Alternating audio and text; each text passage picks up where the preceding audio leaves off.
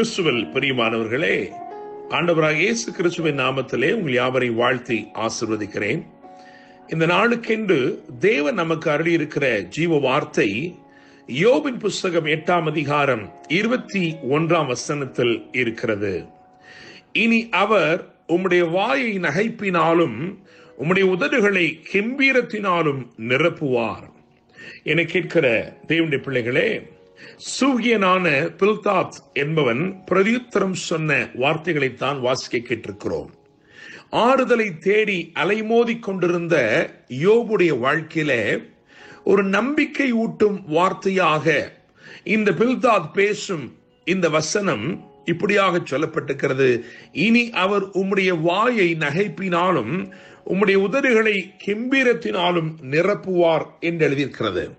மாத்திரமல்ல, 7வது வசனத்தை பார்க்கும் பொழுது உம்முடைய துவக்கம் அற்பமாயிருந்தாலும் உம்முடைய முடிவு சம்பூர்ணமாயிருக்கும் என்று சொல்லி, என கேட்கிற தேவனுடைய பிள்ளைகளே, துக்கத்தை அல்லது உங்கள் வாழ்க்கையிலே காணப்படுகிற சஞ்சலத்தை சந்தோஷமாக மாற்றும் ஒரு நாளாய் இந்த நாள் இருக்கிறது.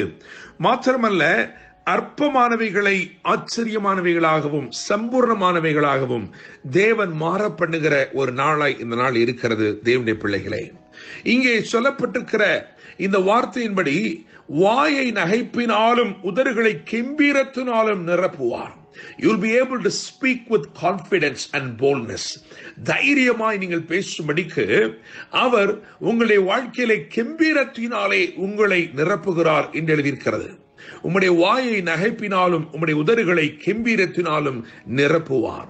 என கேட்கிற தேவனுடைய பிள்ளைகளே, இப்படியாக வேதத்திலே சஞ்சலத்தை சந்தோஷமாக மாற்றும் தேவனை குறித்து ஒரு 3 திருஷ்டாந்தங்களை உங்களுக்கு முன்பதாக நான் வைக்கும்படி விரும்புகிறேன். யார் யாருடைய வாழ்க்கையிலே கண்ணீர் இருந்ததோ, யார் யாருடைய வாழ்க்கையிலே புலம்பல் இருந்ததோ, அதை அவர் எப்படியாய் மாற்றினார் என்று சொல்லி நான் ஒரு 3 காரியங்களை மாத்திரம் உங்களுக்கு முன்பதாக வைக்கும்படி விரும்புகிறேன். முதலாவதாக ஆதியாகமத்தின் புஸ்தகம் 21ஆம் அதிகாரம் 6ஆம் வசனத்தை பார்க்கும் பொழுது அங்கே சாராள் சொல்கிறாள், தேவன் என்னை நகைக்க பண்ணினார், என்னை கேட்கிற யாவரும் என்னோடு கூட நகைப்பார்கள் என்று சொல்லி. என்னை கேட்கிற தேவனுடைய பிள்ளைகளே, மிகுந்த கண்ணீரோடும் மிகுந்த மனபாரத்தோடும் மனக்லேசத்தோடும் இனி என்ன செய்யப்படக்கூடும், இனி என் வாழ்க்கையில என்ன இருக்கிறது என்று சொல்லி வாழ்க்கையின் ஓரத்திலே அல்லது நான் வாழ்ந்து முடிக்கப் போகிறேன் என்று நினைத்துக் கொண்டிருந்த அவளுடைய வாழ்க்கையிலே தேவன் ஒரு ஈசாக்கை கட்டளையிட்டார். ஈசாக்கு என்று சொன்னாலே லாஃப்டர் என்று அர்த்தம். தேவன் அவளுடைய இருதயத்திலே ஒரு பெரிய மகிழ்ச்சியை, ஒரு பெரிய சந்தோஷத்தை தேவன் ஏற்படுத்தினார். தேவனுடைய பிள்ளைகளை, நீங்கள் உங்கள் வாழ்க்கையிலே நினைத்துக் கொண்டிருக்கிறீர்களோ, என் காரியமாக யார் செயல்படுவார், எனக்கு ஒரு திருமணம் நடக்குமா, எனக்கு பிள்ளைகளை தேவன் தருவாரா, எனக்கு ஒரு நல்ல வேலை கிடைக்குமா என்று சொல்லி நீங்கள் ஒருவேளை அங்கலாய்த்துக் கொண்டிருக்கலாம்.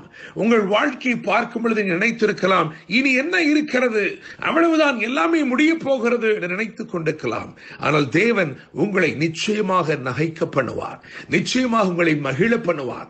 உங்கள் வாழ்க்கையிலே அவருடைய மகிழ்ச்சி நிச்சயமாய் கடந்து வரும். தேவனுடைய பிள்ளைகளை, அவள் சொன்னது போல, சாராள் சொன்னது போல, தேவன் என்னை நகைக்க பண்ணினார், என்னை கேட்கிற யாவரும் என்னோட கூட நகைப்பார்கள் என்று சொன்னது போல ஆண்டவர் உங்கள் வாழ்க்கையில் அப்படியே செய்வார். இன்னுமாக 2வதாக சங்கீதங்களின் புஸ்தகம் 30ஆம் அதிகாரம் 11ஆம் வசனத்தை பார்க்கும் பொழுது அங்கே தாவீது சொல்கிறான், என் புலம்பலை ஆனந்த களிப்பாக மாற பண்ணினேன், மகிழ்ச்சி எனும் கட்டினால் என்னை இடை கட்டினீர் என்று சொல்கிறான்.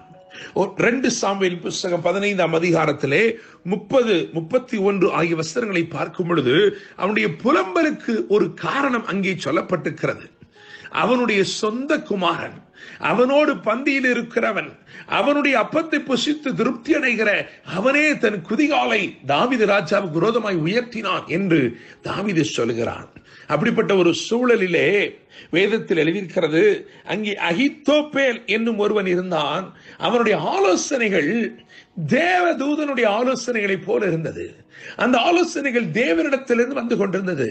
இப்பொழுது அவன், அந்த அகித்தோப்பேல், நன்மைக்கல்ல தீமைக்கு ஆலோசனை சொல்லும்படிக்கு அவன் தீமையோடு கூட்டு நிற்கிறான், தீமையோடு இசைந்து நிற்கிறான், தாவீதுக்கு விரோதமாய் எழும்பி இருக்கிறான். ஒரு தேவதூதனாய் இருந்தவன் ஒரு சத்துருவாய் மாறின நிலை தேவனுடைய பிள்ளைகளை. புலம்பல், அது நிமித்தமாய் ஏற்பட்ட புலம்பல். ஆனாலும் தாவீது ஜெபித்தான், கர்த்தாவே அகித்தோப்பேலின் ஆலோசனையை பைத்தியமாக்கி விடுவீராக என்று சொல்லி. என்னை கேட்கும் தேவனுடைய பிள்ளைகளே, அவன் ஜெபத்தை தேவன் கேட்டார், அந்த ஜெபத்தை அங்கீகரித்தார். தேவன் தாவீதுடைய வாழ்க்கையிலே புலம்பலுக்கு பதிலாக அதை ஆனந்த களிப்பாக மாறப்படினார். மகிழ்ச்சி எனும் கட்டினாலே அவனுக்கு இடைக்கட்டு கட்டினார்.